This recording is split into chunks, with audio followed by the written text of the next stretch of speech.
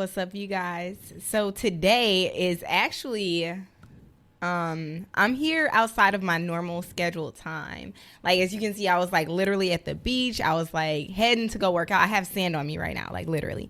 And I was like, I need to go to the studio and get some shit off my chest. Mostly because today is the second anniversary of my sister's death. My sister died 2 years ago today.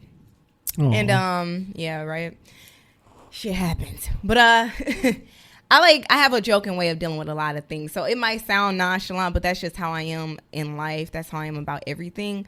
But I seriously wanted to come and just talk about it. Mainly just because like around this time, I start to think how drastically like life started to change and how many things were going on at once, because it wasn't just my sister's death that was going on. At that time, I think a month before she died, my nephew, who I call like my little brother, we're only like a few years apart, he went to jail, and that's her son. So she died while he was in jail. And that was really big because we were trying to help him figure out what we were going to do, all this and that. Like, it was just a hot mess. And, yeah, so she passed away. Then the day of her funeral, my other sister, so there's 4 of us. My other sister started having seizures out of nowhere. So I had to rush my sister to the emergency room so we can figure out what's going on with her. She ended up missing my sister's funeral. I had to rush to my sister's funeral. My brother, whom lives in Florida now, like that, like I think the week that she died, they had decided like we finna move to Florida, so like they couldn't stop their plans because, you know, stuff happens. So we had to like, okay, let's hurry up and get the funeral together because we want him to be there, obviously. So it was just a lot going on at once. And like even like the months following and the months before, like I had just like literally just left the job because it was a really uncomfortable situation for me. It was a lot going on with that, like. Whew, that's a story for another time. And I was just in a space where I was just like, oh my fucking goodness, I've worked at this place for such a long time. I like literally have like a relationship with these people that I'm going to end up losing because I'm leaving this place. Like, it was just a really confusing, hard time. And I was just starting a job at a place where I was like, I did not like it. I felt uncomfortable. Like, I was with this, like, working next to like this old racist ass bitch, you know, when you know. But it was just a mess. And, like, at that time, like, for me to be going through so much, and I was still that person for everybody. Like I said, like, in previous episodes, I'm always the person people come to, and I'm always, like, the go-to person. I'm always the, like, are you okay person? Right. It felt so alone at that time. Like, everything just felt like it was piling up on me because, like, for the most part, even now, like, I'm still always the one advocating for my nephew or my little brother. I'm still always the one, like, checking in on him. He just, like, we just saw him for the first time in, like, almost 2 years yesterday because he's been in the hole, in and out. He's been transferred to different facilities. He was in Max. Like, just a hot fucking mess. And, like, for the first time in 2 years, we saw him yesterday. And he's like, thanks for paying off my court fees. I'm like, you welcome, dude. Like, now you can pay me back. You get a job up in that jail and pay me my money. But, you know, like, it's just like so much was going on, and I'm literally always that person for everybody. Right. And at that time, I really do feel like, how the fuck did I not fling myself off a bridge? Like, it was just so much going on. I think because you know you're that person for everybody. Yeah.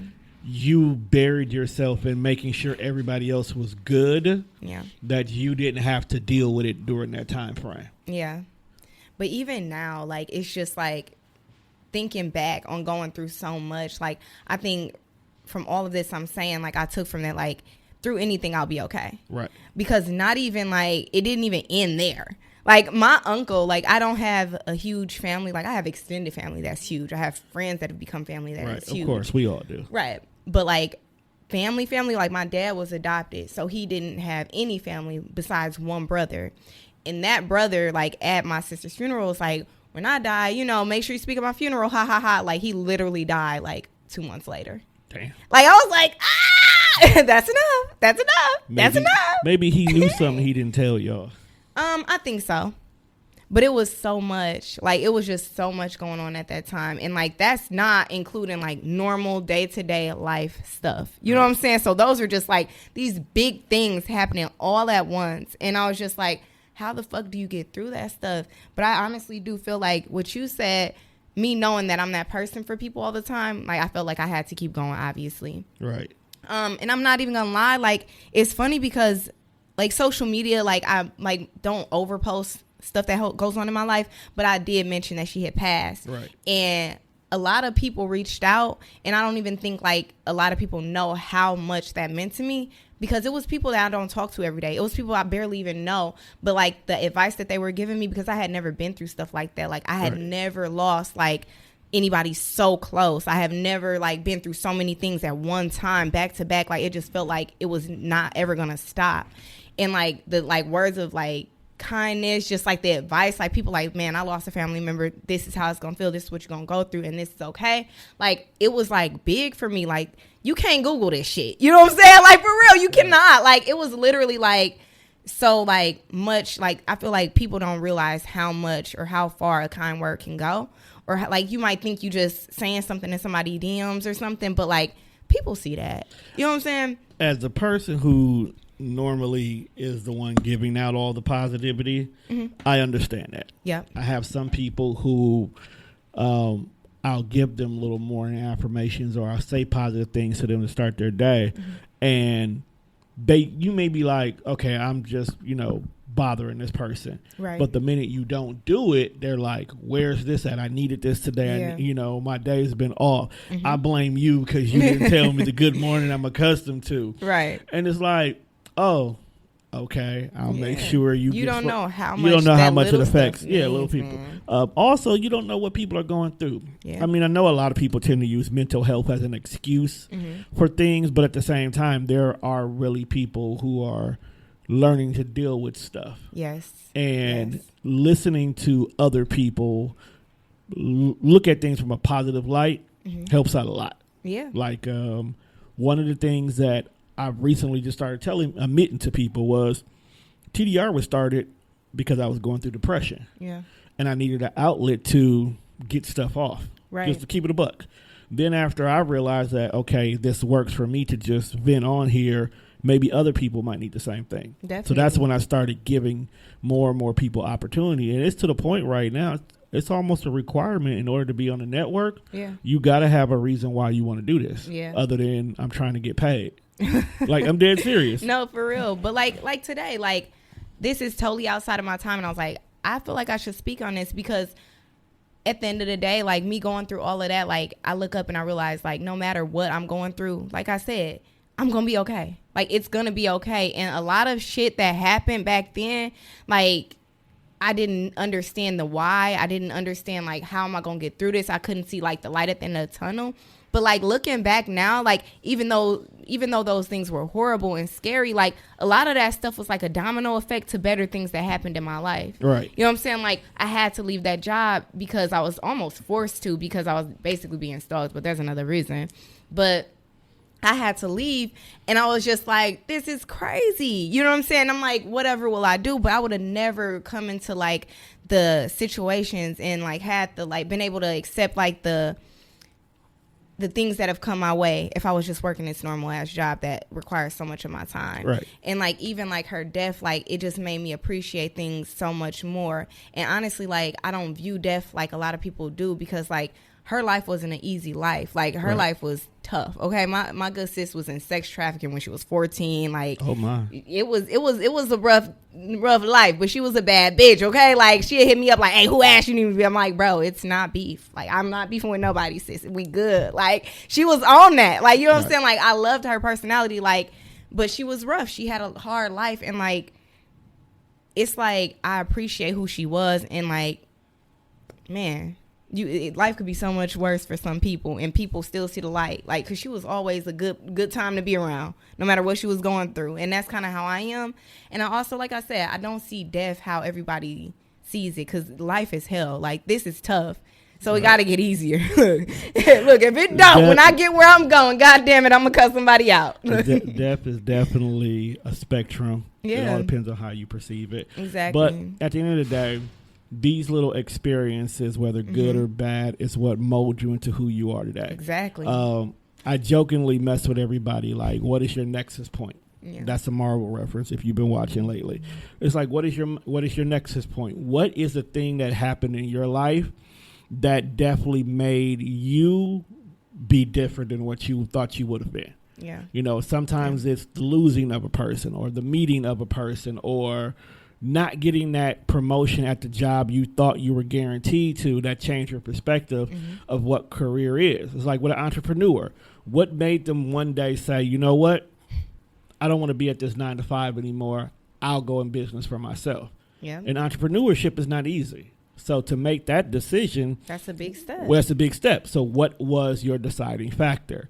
I feel like the job, that was your nexus point. Yeah. Because if you would have not had to leave that job in the manner you did, yes, you probably wouldn't. I would have been comfortable. You would have been, and most people are. And that's true, because I think of everything that was happening in that time frame, and literally every single thing. At the end of the day, when I sit back now and think, it all had to happen the way it happened, or I would have been comfortable, or I wouldn't have made that leap of faith, or I wouldn't have been able to accept other things. Like, it literally has to happen for better things to happen. Right. And that's okay, because the one thing that we know that's for certain is in life is death. Right. That's period. So it's not like I don't get sad. It's not like I don't get down. It's not like I don't miss her like crazy. But it's like, I understand that we miss people for our selfish reasons. We miss them for reasons like we can't control, and we need to understand, like, this person is in a better place for real. Like, that's not even just a saying. Like, something better got to be from this. You know what I'm saying? And like you said, it all depends on like where a person came from and how they lived their lives. But at the same time, going back to the original statement was, change has to happen. Change has to happen, and no matter where you are, you're gonna be okay. Right. Because that is funny. Like I said, like, I look back at that time and I'm like, oh my God, look, it just kept happening. Like life just kept beating my ass. Like, when I say beating my ass, like. So let me ask you a question. How connected to God are you? Ooh, this is gonna be an entire different episode, because I am, but just need a quick one. I feel like I'm connected to God in a different way than what the traditional religion would see it. That's the answer I needed for this. I'm spiritual more than anything. And that's becoming a thing for a lot of people. They're taking, but that's, like you said, that's a whole nother topic. Reason why I asked that question is I too am in the same kind of mental state that you are. Okay. But one of the things I have always noticed is whatever the higher being that you believe in is, pulls certain energy or pulls you in directions that are only the best for you. Yes. As much as we feel like we have free will, majority of our life is linear. Yes. Okay. The thing about it is in order for us to get to the correct direction we're supposed to go, sometimes we have to let go of the stuff that's anchoring us down. Yes. A boat can't travel from one side of the ocean to the other if it's still got its anchor in place. And a lot of times we want to hold on to those things, like you said earlier, because of comfortability. Yes. We don't want to jump out on the ledge and be an entrepreneur because this 9 to 5 is guaranteed to bring me. You don't have to worry. You know this is what you're $800 check every 2 weeks, no matter what. Yeah. I know every 2 weeks, if I just keep going to this place, I'm guaranteed $800 no matter what. This is what's going to happen. Whereas in that $800 might come with stress. It might come with micromanagement. It might come with you not being able to spend time with your family. It might come with poor eating habits. Yeah. It may come with so much extra that you have to sit down and ask yourself, is this really worth $800? And a lot of times we feel like this is what's supposed to happen, so we don't put forth that effort to make those changes. But I honestly feel like whatever higher being you believe in, at some point they're going to force you. Because and that's exactly what happens. Even before that happened, I always had it in my mind, like, I was going to be an entrepreneur. I was going to do it. But I was like, I'm comfortable. And I stayed. Right. But something so drastic had to happen where I was like, I don't have a choice but to leave. Like, and it felt so vulnerable. It felt so disgusting that I had to leave in the manner I had to leave. Right. But I look up years later and I'm like, oh, my God, I would have still been there. And that's why. And you know what? That's the funniest thing about that. That's exactly how most people who have to make that major change in their life has to be. Because they don't make it until something drastic happens. But that's what I mean when I say, like, you will be forced to make that change. Right. Like, it's in your mind. You know you should do it. You got an inkling that, like, I might be this person and I might need to make this change. But, if you need to make this change, it's going to happen. Right. And it's meant to be. Like, no matter where you are in life, no matter what you are doing, you are meant to be where you are. Like, no matter how bad things seem to be, no matter if you feel like I will never see the end of this, you will. And, like, wherever you are, no matter how drastic it is, no matter how, like, quiet it is, like, you need to be there. Like, no matter if it's for you or for somebody else to see you there, like, everything is connected and everything needs to happen the way it needs to happen. And it does usually. Yeah. And it definitely does. Look at you right now. Look at the opportunities that you have and I would have afforded yourself that you may have never done. Never. And I'm telling you, like, and I won't even lie, like, she was one of those people where, like, she like, my sister a model, but this was before I even had gigs and stuff. Like, she telling people, my sister a model. And I'm like, oh, Lord, whatever. But as soon as she passed, something shifted. And I kid you not, like, I got opportunities I would have never got before. You know what I'm saying? So it's like, when I say I'm spiritual, there's reasons behind that. Because my grandmother is a Jehovah's Witness. Now, do you That's feel... hardcore shit. And that is like, do you feel that those opportunities became available because with her no longer being there and you seeing certain things that she had strong convictions about you, you decided to pursue those things because you wanted to, in so many words, like, honor her. Like, maybe you only went the direction of doing modeling because it was something that your sister was adamant about you doing. I had already been kind of doing the modeling thing. Okay. And, like, I feel like after her passing, like, I went harder. And then on top of that, I also truly do believe, like, our ancestors are working on the other side and you need to continue to honor them. And, like, they will direct you and they will pull you in the directions you need to be pulled. Because like I said, it's just so weird how, like, okay, she passed and all of a sudden, like, even, like, it was just little shifts and things. Even the day she passed, I kid you not, me and my sister, after she got out of the hospital, we were in the car and, like, a Kevin Gates song came on. And, like, when I say both of us looked at each other like, bitch, why would you play this? Nobody knew who played it. It was me and her in the car, and it was In God I Trust. And it was like, it's one of them songs that, like, get you grinding, like, chin up, bitch, keep going. Kevin Gates would definitely get you. Kevin Gates, and it was In God I Trust. And neither of us had ever heard that song before. Neither of us played it. And when I tell you, just today as I was driving here, that's the last song that I played when I got, like, out my car. That's the song that was playing. Because she trying to tell you something. Exactly. Like I said, like, you're not going to listen to her, connected. but you're going to listen to this music. Like, I'm going to drop something on you. Hey, keep grinding. And that's one of the lyrics. You know what I'm saying? Like, it was just so weird. Like, when I say that song played, and I was just like, why would you play this shit right now? Because it's not like a sad gospel song, but it's like, In God I Trust. Like, we had never heard the song either. So I'm like, why would you? Come on, man. Play some motherfucking Boosie or something. I ain't trying to cry. We some thugs. Like, we girl. Like, my dad has girls, and that's it. So we thugging. You know, why is you playing this sad shit? But it was like, I ain't play that. You ain't play that. Who played this shit? Where did this even come from? This ain't on my playlist. It was just weird. And it plays at the weirdest times. And, like, I kid you not, before I came in here today, that's what was playing. And I laughed, like, because it happens at the oddest times. And I'm like, what the fuck? It's a level of communication that's being had. Exactly. Sometimes you got to get connected to your energy. Exactly. So now that you've had this reawakening 2 years later. I mean, I think after I had already had it, but, like, every year around this time, it feel like it almost centers me. Yeah, it's like, a reset button. It's a reset. Like, don't forget, like, throughout the years, like, I always practice spirituality in ways that I practice, but, like, I feel like this time of year, it always reminds me, like, especially when, like, you got to think this time of year is the year, like, time where people are going to festivals. Right. When we found out she was in a hospital, like, dying or dead pretty much, we was at State Fair, and we was like, wait, what? You know what I'm saying? Like, 2 days before that, like, I was at, like, Puerto Rican festival. You know what I'm saying? Like, I'm eating my corn. I'm having fun. You know what I'm saying? I'm eating my rice. You know what I'm saying? Like, and, like, I look at them pictures like, bitch, you don't know what life finna do. You know, like, Facebook reminds you, like, where you were 2 years ago. I'm like, girl, if you knew now, if you knew then what you know now, life was finna beat your ass.